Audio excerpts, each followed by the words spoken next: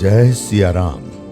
मोरारी बापू के सानिध्य में हुआ कोई भी कार्यक्रम देखने के लिए सब्सक्राइब करें संगीत नी दुनिया यूट्यूब चैनल को और ताजा अपडेट के लिए बेल आइकॉन पर क्लिक करना न भूलें।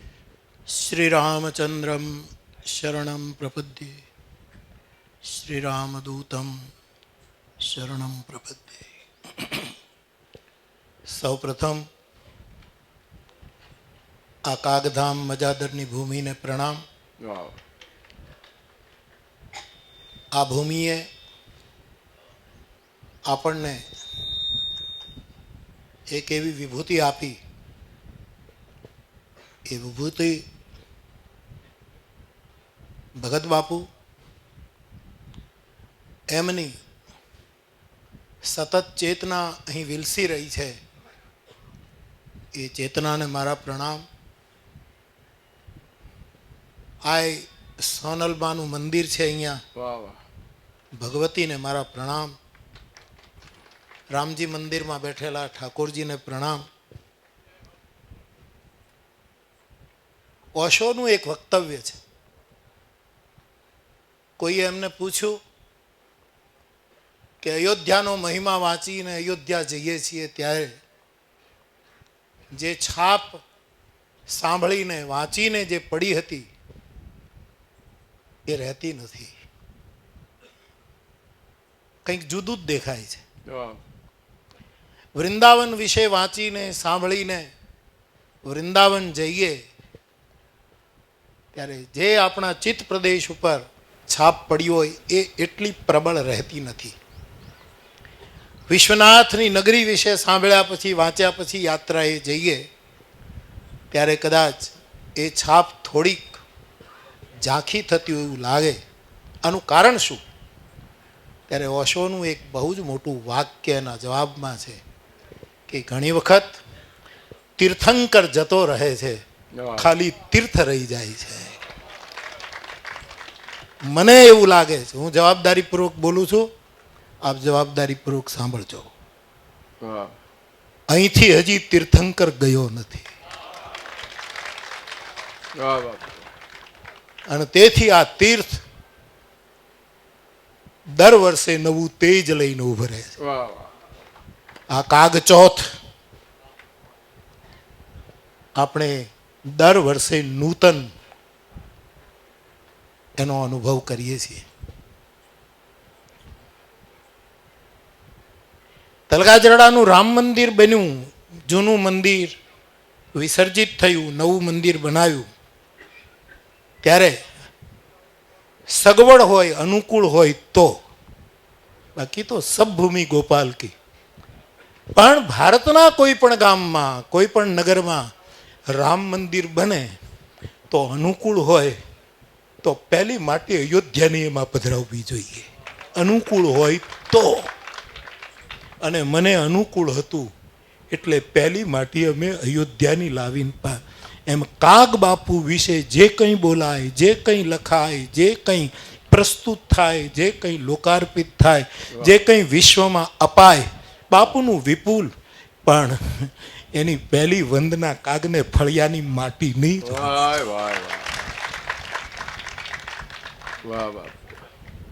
આવકારો મીઠો આપજે। ક્યાં ગયો અરવિંદભાઈ?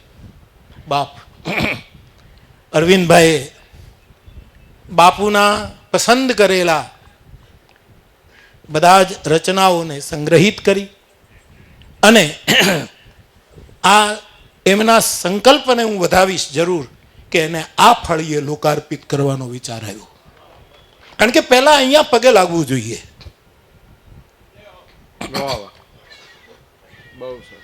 હું વીરપુરનો એક દાખલો આપું, જલારામ બાપુનું વીરપુર।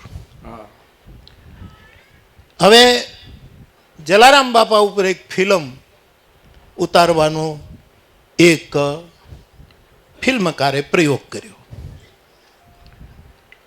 જયસુખરામ બાપાએ એના આખા પરિવારે એમ કીધું કે કમસે કમ અમને પૂછો તો ખરા કે અમારા બાપ વિશે તમે ફિલ્મ બનાવો છો।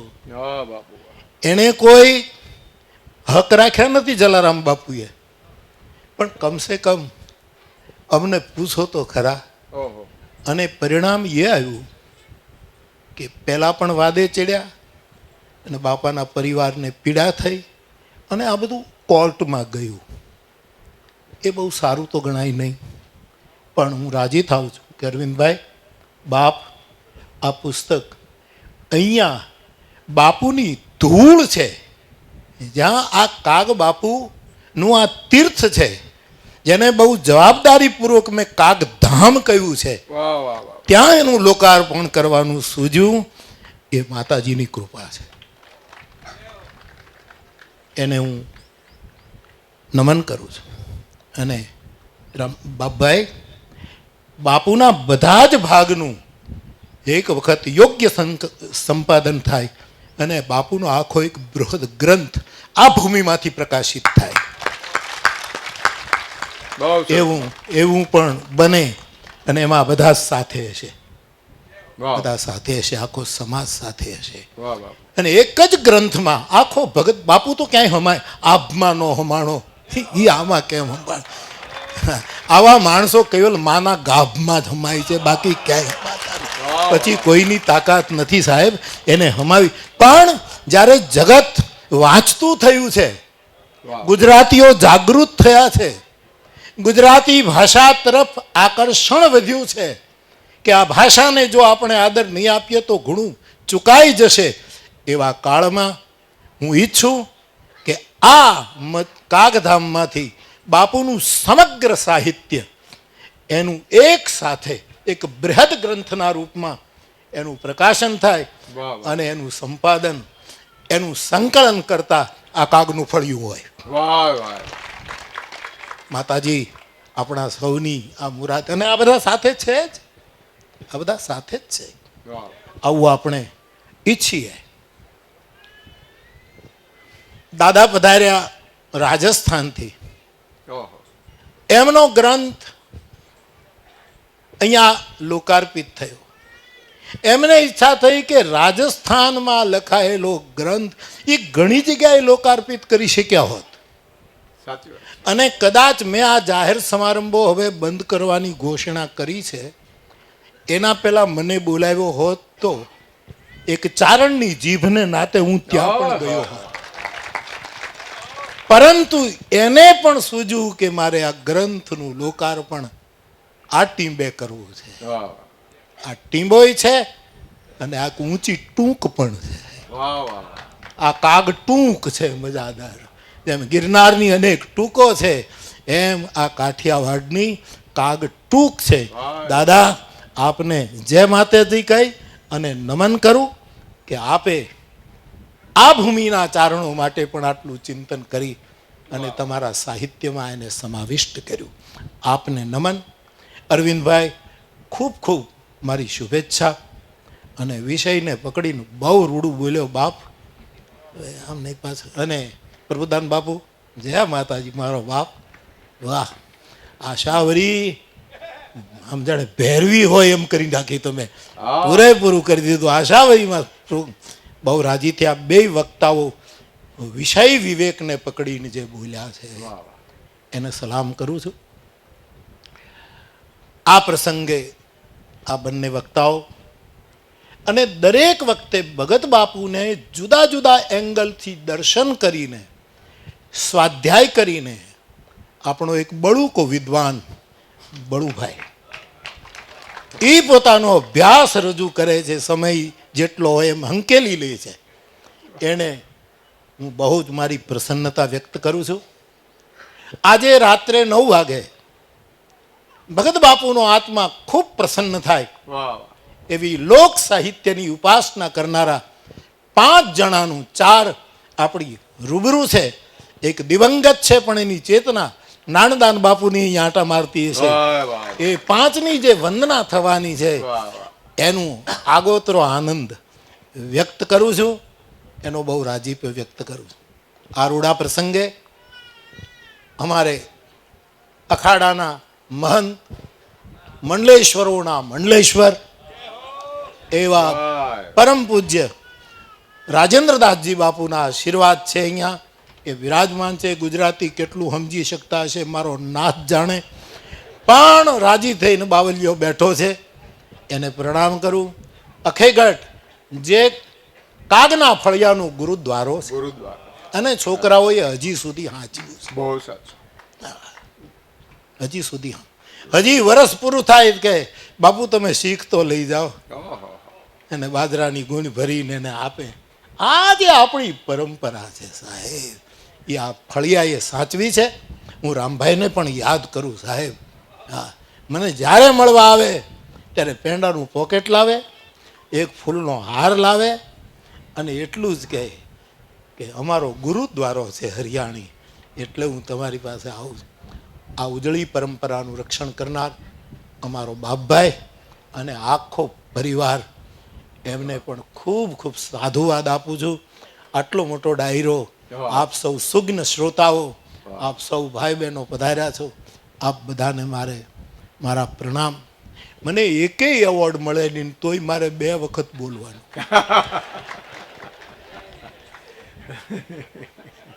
આ કલી પ્રથમ ચરણે પણ અહીંયા બોલવાનો પણ એક આનંદ હોય છે. બોલવાનું, હું તો બાપુ વિશે શું બોલું, હું તો એનો શ્રોતા છું. એને મેં રૂબરૂ સાંભળ્યા છે 3-4 વાર, અને મને આનંદ છે એ વાતનો. એક તલગાજડાનો સાધો આ કાગ ઋષિની સાથે એક મંચ ઉપર બેસી અને બાપુ પણ બોલ્યા, અને આ બાપુ પણ બોલ્યો ભાદ્રોડમાં મુખીને ડેલે. અને બાપુએ આવકારો મીઠો આવજે એના ઉપર પોતાનું ભાષ્ય રજૂ કર્યું, અને મેં કેવટ પ્રકરણ કહી અને રામનું સ્વાગત કર્યું. એનો પણ મને બહુ જ આનંદ છે. એક વખતની રામકથામાં બાપુ 1 કલાક માટે મારા શ્રોતા પણ બન્યા છે. આવો મોટો શ્રોતા, એનો પણ મને આજ સ્મરીને આનંદ થાય છે. ત્યારે શું બોલવું, હું બોલવું એટલે કાંઈ હું હારી જાઉં એમ નથી, ઘણું બોલવું. એટલે આમ કાંઈ ફાંફા મારવાની જરૂર નથી કે આપણે શું બોલીએ ને એવું ખોટો દંભ કરવાની કોઈ જરૂર નથી. સાહેબ, મોટું ફળિયું હોય ને છોકરું ગમે ત્યાં ખેલી શકે. એ કાંઈ ક્રિકેટની પીચ નથી કે આટલામાં જ દોડાય. આ તો કાગનું ફળિયું છે સાહેબ.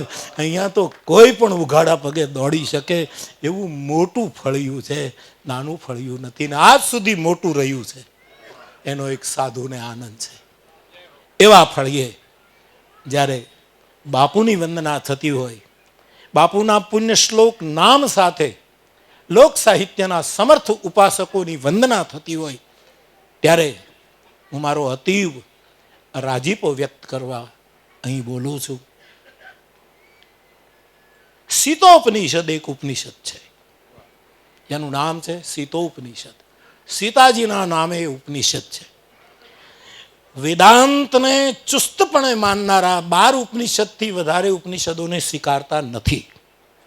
એમ કહે છે કે 12 જ ઉપનિષદને અમે માનીએ, બાકી 108 ઉપનિષદ કાલાંતરે રચાયા હશે, એની આપણે કાંઈ ખોજ કરવી નથી. પણ એમાંનું એક સ્વતંત્ર ઉપનિષદ છે, એ છે સીતોપનિષદ, સીતા ઉપર. અને સીતા એ સીતા નથી અરવિંદભાઈ, એ કવિતા છે. પૃથ્વીની કોઈ કવિતા હોય તો એ સીતા છે, એને હું કવિતા કહું છું. સીતા 2 રેખામાં પ્રગટ થઈ અને 1 રેખામાં સમાઈ ગઈ એવું રામાયણ કહે છે. 2 રેખામાં એ બહાર નીકળી ગઈ અને 1 રેખામાં સમાઈ ગઈ. બહુ જવાબદારી સાથે નિવેદન કરું છું. એમાં પહેલી રેખામાંથી બહાર નીકળી એ યજ્ઞ માટે જનકે જ્યારે હળ જોડ્યું અને ખેતરમાં રેખા ખેંચી અને એમાંથી જે બહાર નીકળી એક કવિતા, ભગવતી ઉદ્ભવ સ્થિતિ સંહારકારિણીમ ક્લેશહારિણીમ સર્વશ્રેયસ્કરીમ સીતામ નતોહમ રામ વલ્લભામ. એ જાનકી જે પ્રગટ, એ રેખામાંથી બહાર નીકળી.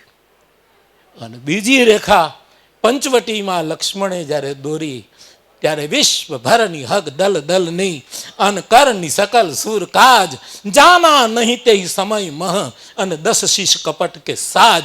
અને તેવી જગત મંગલ માટે માં જાનકીજી રેખાની બહાર નીકળી ગઈ. એક ઋષિની રેખા હતી, એક રાક્ષસની રેખા હતી.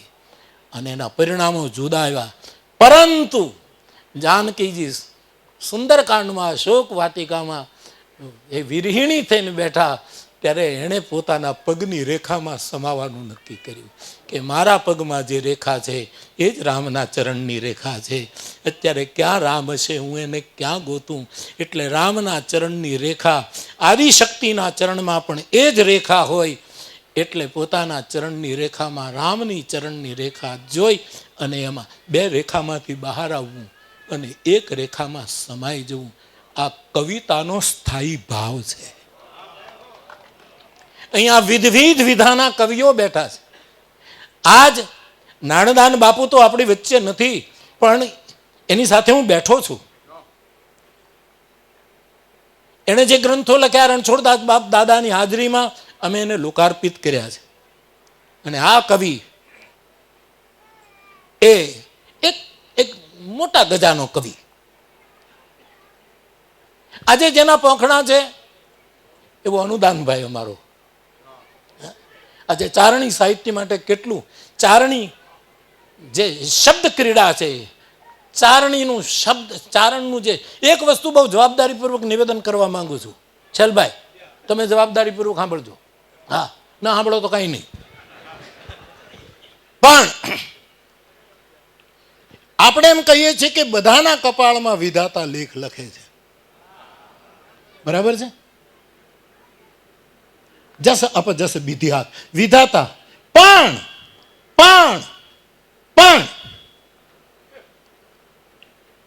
સરસ્વતી ચારણની જીભે લેખ લખે છે. બીજા કોઈની જીભે સરસ્વતી લેખ લખતી નથી. એ તેની વિધિની કલમ લઈને શારદા નીકળે છે.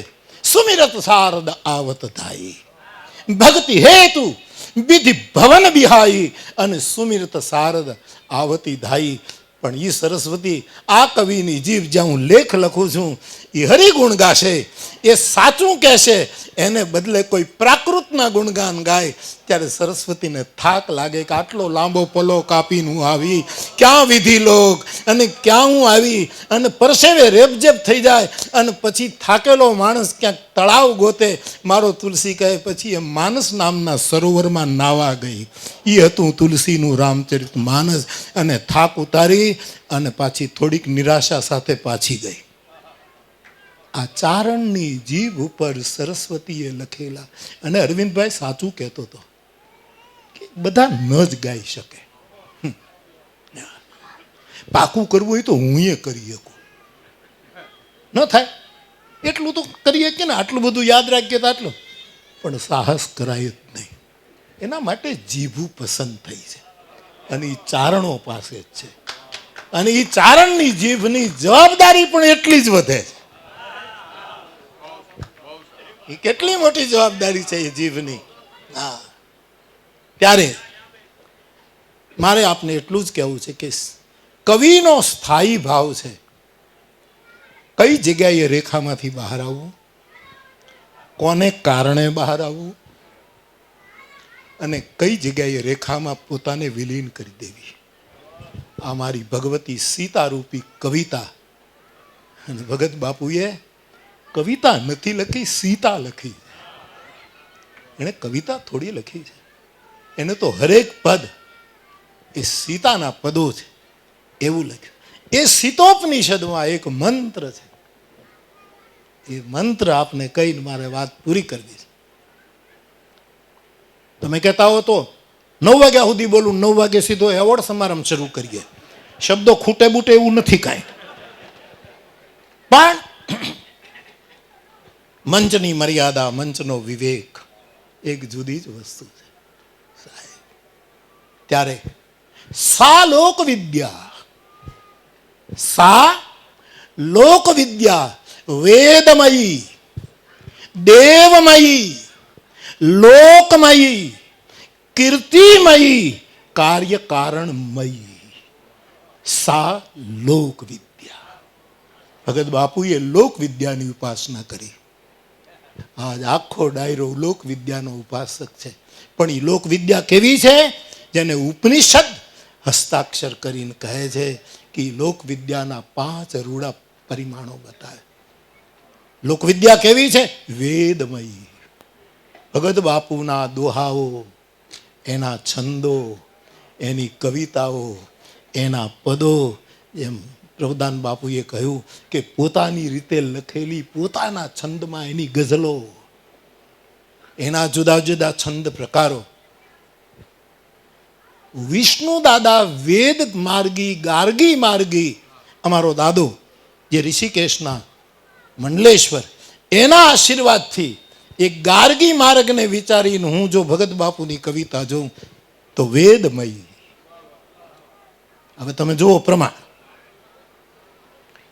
લાંબા વેદોની વાત આપણે કરવી નથી, પણ વેદ ના જે અર્કો છે, જે સાર છે, એ ઉપનિષદો છે. અને ઉપનિષદના આ 4 સૂત્રો આખી દુનિયા જાણે છે. અને તે છે માતૃદેવો ભવ, પિતૃદેવો ભવ, આચાર્ય દેવો ભવ અને અતિથિ દેવો ભવ. આ બાપુના બધા પદમાં ન આવ્યું? જ્યારે બાપુ શક્તિના છંદો ગાય જગદંબાની, ત્યારે એ વેદમયી છે. ઈશ્વરદાન બાપુ દેવયાણ માંડે ત્યારે વેદમયી નથી. ત્યારે સંસ્કૃતમાં જવાની જરૂરત નથી. દેવયાણ વેદમયી, વેદમયી. ઈશ્વરદાન બાપુ હરિરસ માંડે તો વેદ. અમારો હરેશદાન, આ બધા જ્યારે ક્યારેક ક્યારેક બધું બોલે ત્યારે મને એમ લાગે કે આ બધા શાસ્ત્રોની સાથે આમ જાય. અને ક્યારેક ક્યારેક તો આમ આમ આમ છોકરું એના બાપ કરતા દોડીને આગળ વયું જાય ને એમ આગળ વયું જાય. સાહેબ, આવું છે આ બધું. વેદમયી છે, વેદમયી છે. હવે માતૃદેવો ભવ એ વેદ છે. બાપુના 100 સમાઠા વ્યોમ બાઢા છપર ગાઢા ખડખડે, આ વેદમયી છે. માતૃદેવો ભવ, પિતૃદેવો ભવ. શંકરના છંદો લખ્યા. અને શંકર કોણ છે? જગતનો બાપ છે. જગત પિતરો વંદે પાર્વતી. કવિ કાલિદાસને લખવું પડે રઘુવંશના આરંભમાં. વાગર્થાવિવ સંપૃક્તો વાગર્થ પ્રતિપત્તયે જગત પિતરો વંદે પાર્વતી. પર વેદમયી ભગત બાપુની, આચાર્યમય. આખો વિનોબા આચાર્યને ઉતાર્યો આ માણસે. વેદમયી કવિતા ભગત બાપુની. અને અતિથિમય. આવકારો મીઠો આવજે અતિથિ દેવો ભવ. આ વેદમયી કવિતાનો ઉદ્ગાતા મજાદરની માટીમાં પાક્યો. દેવમયી પૌરાણિક પ્રસંગો જે બાપુએ લીધા મહાભારતના, જુદા જુદા પુરાણોના, એના જે દેવતાઓને પકડી પકડી અને પોતાની રીતે પૂજ્યા, પોતાની રીતે એને આરતી કરી, એ જે છે એ બધા ગીતો બાપુના આપણે પકડીએ ત્યારે એમ લાગે આની વાણી દેવમયી છે, દેવમયી છે.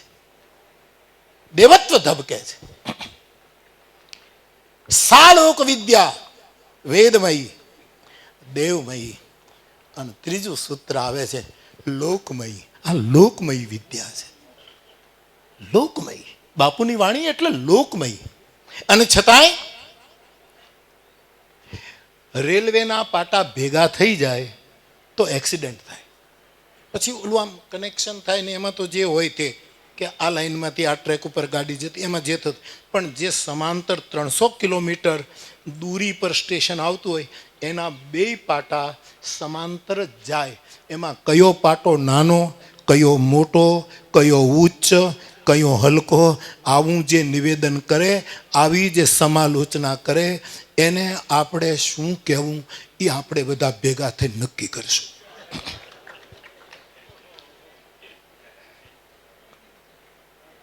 કારણ કે અત્યારે કાંઈ પણ નિવેદન કરીએ ને તો સંદર્ભ જોયા વગેરેના કાંઈ પણ અર્થો કરનારા દેશમાં ઘણા વિદ્વાનો છે સાહેબ. એનું સ્વાગત કરું છું. અને મેં એક તારણ કાઢ્યું છે ગઢવી સાહેબ કે ઝેર ખાઈ મરી જાય, ઝેર પીવે ઈ ન મરે. આટલું યાદ રાખજો. જે ઝેર ખાઈ જશે એ મરવાના, અને જે ઝેર પી જશે એ કોઈ દિવસ મરશે નહીં. એટલે આપણે ઝેર ખાવું કે ઝેર પીવું એ આપણે નક્કી કરવાનું છે. એટલે જોઈ જોઈને વળીએ જાત્યું. તો અમુક માટે શું કહેવું આપણને ખબર નથી, પણ આ જે બેય પાટાઓ છે એના ઉપર જ ભારતીય સંસ્કૃતિ લોક સંસ્કૃતિની ટ્રેન ચાલી છે અને આપણને મૂળ સ્ટેશને પહોંચાડ્યા. એમાં ઈષ્ટ સાહિત્ય અને લોક સાહિત્ય, અને કેમ એનું જે ડિસ્ટન્સ છે એ તો રાખવાનું છે, એ તો એનું મીટર છે સાહેબ, એ તો રહેવાનું. પણ એમાં આ પેલી એ નથી, પરદેશમાં એવી ગાડીઓ આવે છે કે એક જ પાટા ઉપર આમ ફરતું હોય, પણ એ બધું કાંઈ મગજમાં બેસે એવું નથી સાહેબ. પણ આપણે જે ગાડીઓ જોઈ છે, બાપુની કવિતા લોકમય છે, લોકમય છે. છેલ્લો માણસ, અને મને એ નથી સમજાતું કે છેલ્લો માણસ સમજી શકતો એ કવિતાને પહેલો માણસ કેમ નહીં સમજી શકતો હોય? કે પછી કંઈક બીજું દુખાવો છે, કે પછી કંઈક ખાવા ફેર થયો છે, કે પછી અમારા મનુભાઈ ગઢવી કહેતો કે ઘણાને ધૂળની એલર્જી છે એટલે માટીના કાવ્યોને પસંદ નથી. આવું બધું અસ્મિતા પર્વમાં બોલાયેલું મને યાદ છે.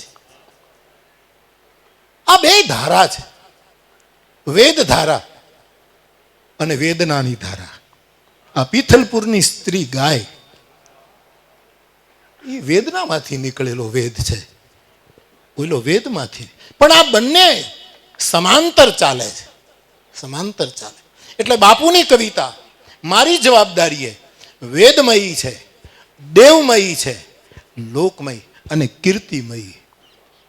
હું બહુ જવાબદારીપૂર્વક કહું છું કે મુક્તાનંદ બાપુ જતા રહ્યા, જે બાપુના ગુરુપદે હતા, અને પરંપરામાં ગુરુપદ હકીકત હતું. પણ એક સંન્યાસી જેમણે બાપુને કીધું કે તું કવિતા લખ, અને પહેલી કવિતા મુક્તાનંદની કૃપાથી ભગત બાપુની જીભે ચડીને આપણે આખું જગત જાણીએ છીએ. એ સહંસ માણસ હતો, પણ એ હંસ જતો રહ્યો. અને તલગાજરડાને હંસ જતા રહે એનો તકલીફ નથી, કાગ ન જતો રહેવો જોઈએ, કાગ ન જવો જોઈએ.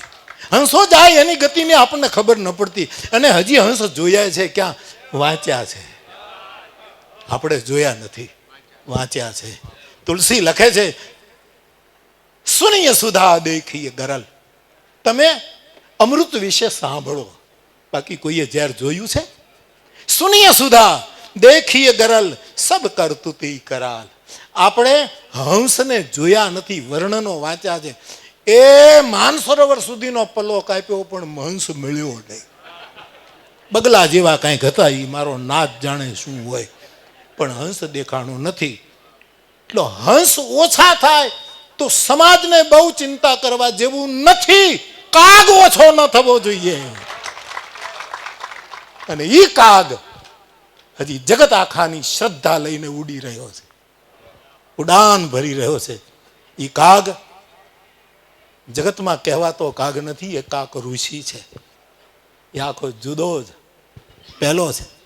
કાગડો કઈ ભાષા બોલે એ આપણે બધા જ જાણીએ છીએ, પણ મારો તુલસી તો કહે, મધુર વચન બોલે એવું જીમી કાગા.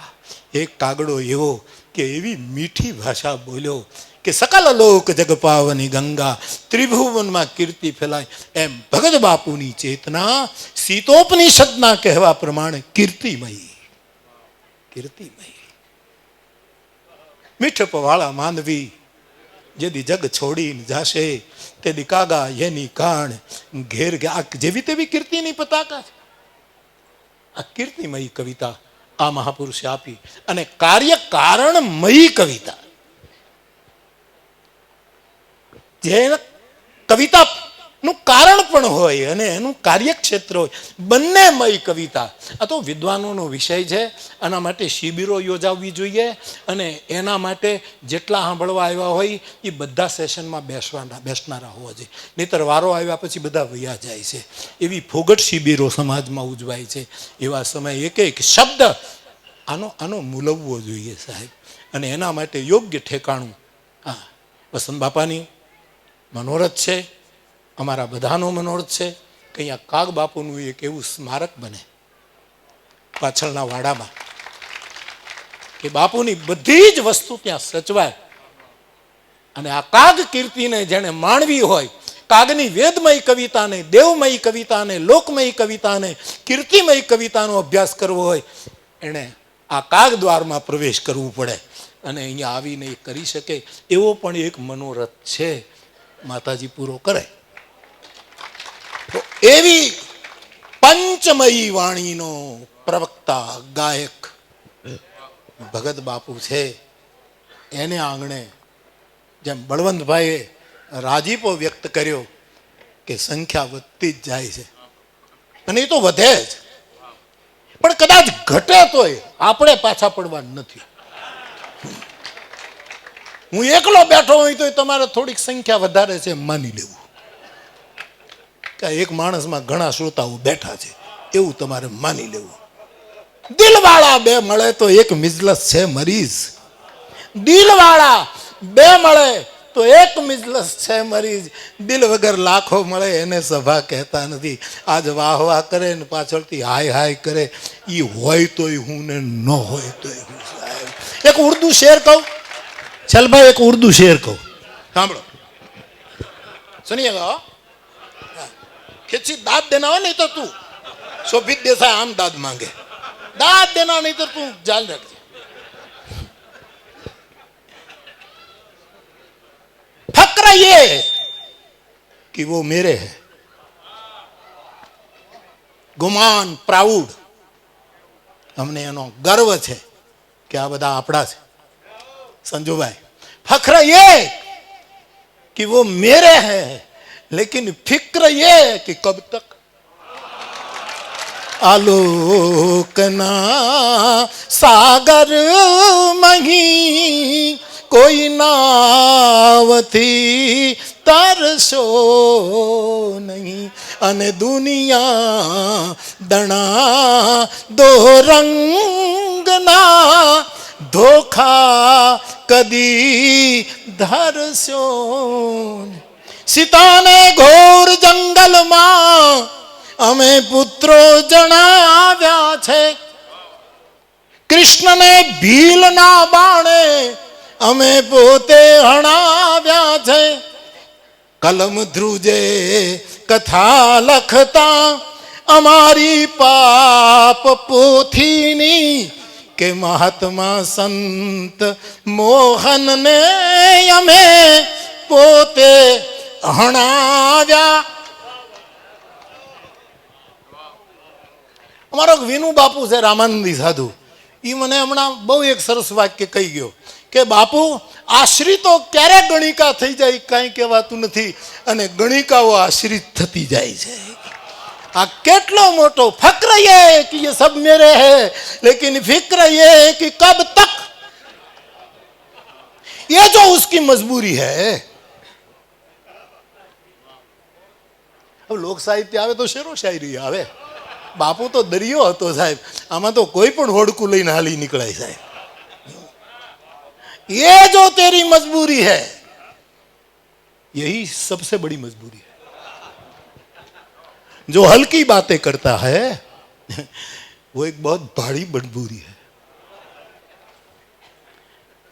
तस्वीरों से बातें करना कितनी प्यारी मजबूरी है. એવા સમયમાં આ ફળિયું આ બધાને જોડવાનું કામ કરે. ભેગા મળીને રહેજો, બાપુએ પુકાર કર્યો હતો, એ તળાવના પંખીઓ તમે ભેગા. અને કવિ અને ચારણનો દીકરો શ્રાપ ન આપે, ચેતવણી આપે. પછી ચેતવણીને ના સમજ લોકો શ્રાપ ગણી દે તો જવાબદારી એની છે. બાકી સાધુ ચારણ જગદંબા ઈ શ્રાપ ન આપે, ચેતવણી આપે કે સાવધાન થઈ જાજો ભાઈ સાહેબ. એવું બાપુએ ચેતવણી આપી કે હંસ કિનારા છોડી જશે, જો છીંછરા થશો તો કાદવ ને કીચડ તમારા હાથમાં રહેશે, અને તેથી હંસ કિનારા છોડી જશે અને જઈને બગલાની હારે થઈને તમે. માટે હે પ્રેમી તળાવના પંખીડાઓ, આ વેદ નથી. સંગચ્છધ્વમ સંવદધ્વમ સંવો મનાંસી જાનતામ દેવા ભાગમ યથા પૂર્વે સંજાનાના ઉપાસત. આ વેદમય વાણી છે સાહેબ, જે આપણા શબ્દોમાં આવીને ઊભી રહે છે, આપણી લોકબોલીમાં. એવું આ ફળિયું કદમાં એક નાનકડું એવું ગામ, ઠાકોરજી બિરાજે છે, જગદંબા બિરાજે છે, અને આ કાગ ચોથને દિવસે આપણે બધા જ અહીંયા ભેગા થયા છીએ. ત્યારે જેમ બળવંતભાઈ બરાબર કીધું છે કે મને હવે ઘણા પૂછે છે કે બાપુ તમે બામણાની કથા આમ કીધું કે હવે બધા જ પ્રોગ્રામો બંધ, હવે કોઈ લગ્નમાં નહીં જવાનું, રિસેપ્શનમાં નહીં જવાનું, દાંભિક ધર્મસભાઓમાં નહીં જવાનું, દ્વેષી યુક્ત કાર્ય કોઈ પણ સાહિત્યના કાર્યક્રમો હોય એમાં નહીં જવાનું, આવું બધું જે મેં હમણાં પણ પાછું મને ઘણા કહે છે કે તો પછી તમે કાગને ફળીએ નહીં જાઓ. મેં કીધું એ મારી મોજ, મારે જાવું હોય ત્યાં મને કોણ રોકવાનું છે? હા, બાકી ન જાઉં ત્યાં ન જાઉં, બાકી અહીંયા તો આવું ને. આ જાહેરાત કરી ત્યારે કે બાપભાઈને તો ભરોસો જ, એના છોકરાને તો આના કરતાંય વધુ ભરોસો કે આ બાવો બદલે નહીં. પણ મેં બાપભાઈ મળવા આવ્યો ત્યારે કહી દીધું કે જરાય ફડકો રાખતા નહીં હો, આ તો મારો પ્રોગ્રામ છે. તેથી આમાં અહીંયા આવીને તો હું ઊભો જ રહું સાહેબ.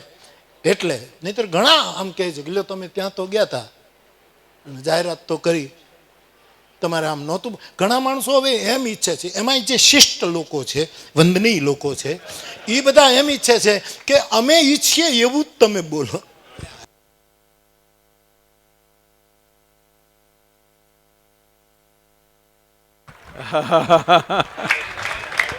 ધન્યવાદ.